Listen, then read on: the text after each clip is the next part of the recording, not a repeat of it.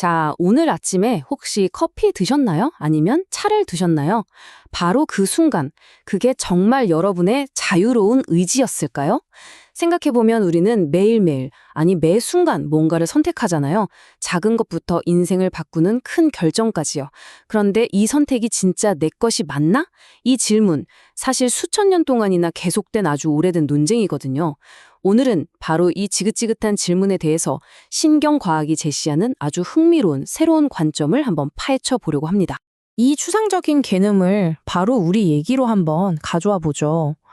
방금 점심으로 뭘 먹을지 아니면 지금 이 영상을 계속 볼지 말지 결정한 거예요. 그게 정말 순수하게 여러분의 자유로운 선택이었을까요? 그 찰나의 순간에 여러분의 뇌 속에서는 도대체 무슨 일이 벌어지고 있었던 걸까요? 사실 이 자유의지 논쟁은요, 지금껏 양쪽 다 별로 속 시원한 답을 주지 못하는 극단적인 주장 사이에서 계속 헤매고 있었어요. 한쪽으로 가면 모든 게 정해져 있다는 허무함에 빠지고, 다른 쪽으로 가면 과학으로는 도저히 설명이 안 되는 신비주의에 기대게 되거든요. 여기 보시는 것처럼 두 입장이 아주 팽팽하게 맞서고 있습니다. 한쪽에는 로버트 세폴스키 같은 학자들이 주장하는 강성 결정론이 있어요. 이건 뭐냐면 당구공이 다른 공에 딱 부딪히면 정해진 길로 흘러가듯이 우리의 모든 행동도 결국 그 이전의 원인들이 만들어낸 필연적인 결과일 뿐이라는 거죠. 반대쪽에는 기계 속의 유령이라는 관점이 있습니다. 우리 몸, 그러니까 이 기계와는 별개로 이걸 조종하는 어떤 보이지 않는 영혼 같은 게 있다는 거. 그러니까 정리를 해보면 이런 겁니다.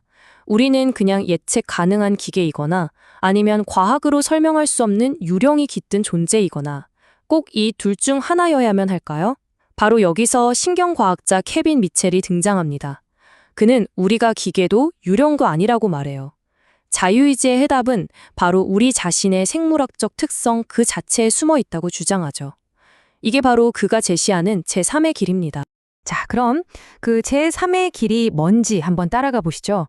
미첼의 책 타고남에서 나온 통찰인데요. 아주 일속한 질문에서 시작합니다. 우리는 유전자인 본성 때문에 이런 사람일까? 아니면 환경인 양육 때문일까? 바로 이 오랜 대립 구도에서 우리가 놓치고 있던 아주 결정적인 세 번째 요소를 찾아냅니다. 한번 생각해 보세요. 유전자가 완전히 똑같고 거의 똑같은 환경에서 자란 일란성 쌍둥이도 성격이나 재능, 취향이 다른 경우가 정말 많잖아요. 유전자와 환경만으로는 이 차이를 다 설명할 수가 없는 거죠. 미첼은 바로 그 빠진 조각, 그 해답의 열쇠가 우리의 뇌가 만들어지는 과정 그 자체에 숨어 있다고 말합니다. 가로 이 세 번째 요소가 발달 과정의 무작위성입니다. 이게 유전도 아니고 환경도 아니에요. 뭐랄까 수많은 세포들이 막 분열하고 연결될 때 생기는 예측 불가능한 변수들, 일종의 잡음 같은 거죠. 그런데 바로 이 잡음이 우리 각자를 세상에 단 하나뿐인 특별한 존재로 만드는 결정적인 열쇠라는 겁니다. 이 비유가 정말 기가 막힙니다. DNA는 건무의 청사진이 아니라는 거예요. 오히려 케이크 레시피에 가깝다는 거죠. 생각해 보세요. DNA라는 레시피가 있고 우리 몸에 세포라는 재료들이 있어요. 그리고 이걸 굽는 환경, 그러니까 오븐이 있는 셈이죠. 근데 똑같은 레시피랑 재료를 써도 그날 오븐 온도가 살짝 다르거나 재료 섞는 순서가 미세하게 달라지면 어때요? 당연히 전혀 다른 케이크가 나오잖아요. 바로 그거예요.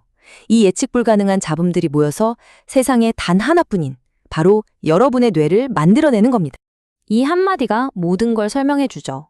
이게 바로 유전자가 똑같은 일란성 쌍둥이인데도 어떤 아이는 유독 활발하고 다른 아이는 차분한 것처럼 서로 다른 타고난 기질을 갖게 되는 이유입니다. 이건 그냥 환경 탓으로만 돌릴 수 없는 우리 존재의 근원에 새겨진 고유한 차이인 거죠.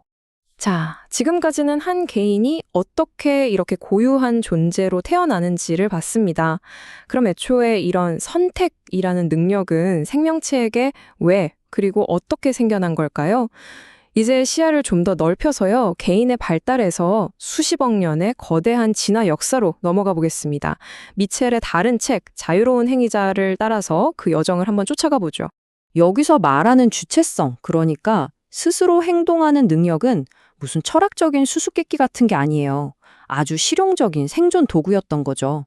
포식자를 피하고 먹이를 찾고 짝을 찾는 것. 이 모든 게 외부 자극에 그냥 반사적으로 반응하는 걸 넘어서 스스로 판단하고 행동하는 주체성이 없으면 불가능하잖아요. 변화무쌍한 세상에서 살아남기 위한 필수 장비였던 겁니다.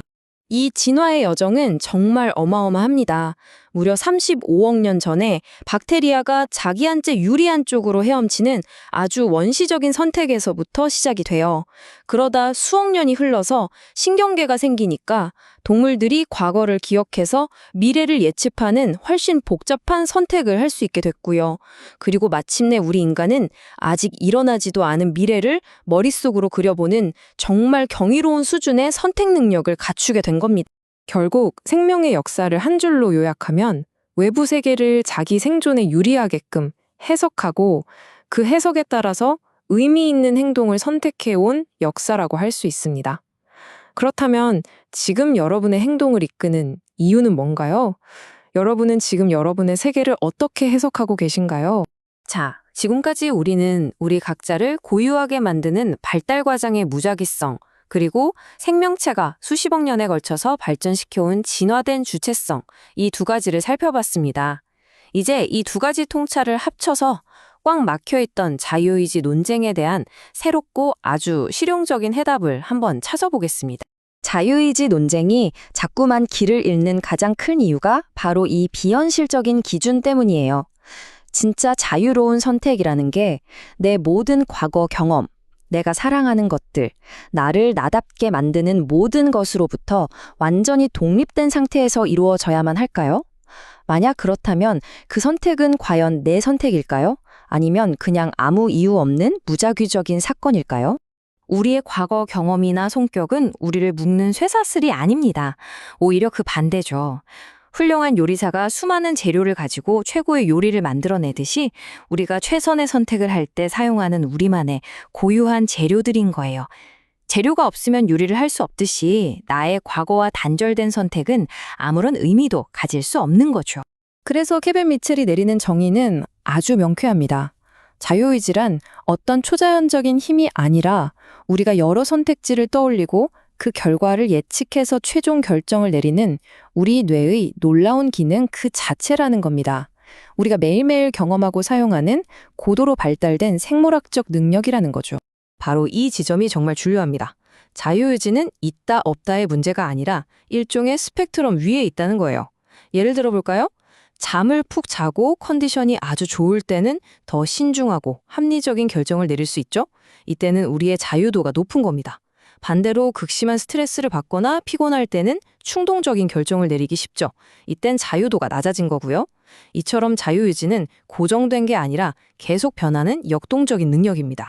자, 그럼 한번 정리해 보겠습니다. 첫째, 자유의지는 신비로운 마법이 아니라 우리 뇌에서 일어나는 구체적인 생물학적 현상이라는 것. 둘째, 있다 없다가 아니라 상황에 따라 그 정도가 달라지는 스펙트럼 같다는 것. 셋째, 그렇기 때문에 우리의 노력으로 자유도를 더 높일 수 있다는 것.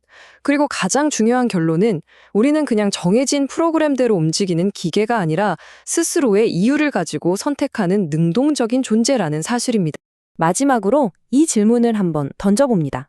만약 우리의 자유가 그냥 주어진 선물이 아니라 평생에 걸쳐 갈고 닦아야 할 능력이라면 우리는 어떻게 더 나은 선택을 하는 존재가 될 수 있을까요?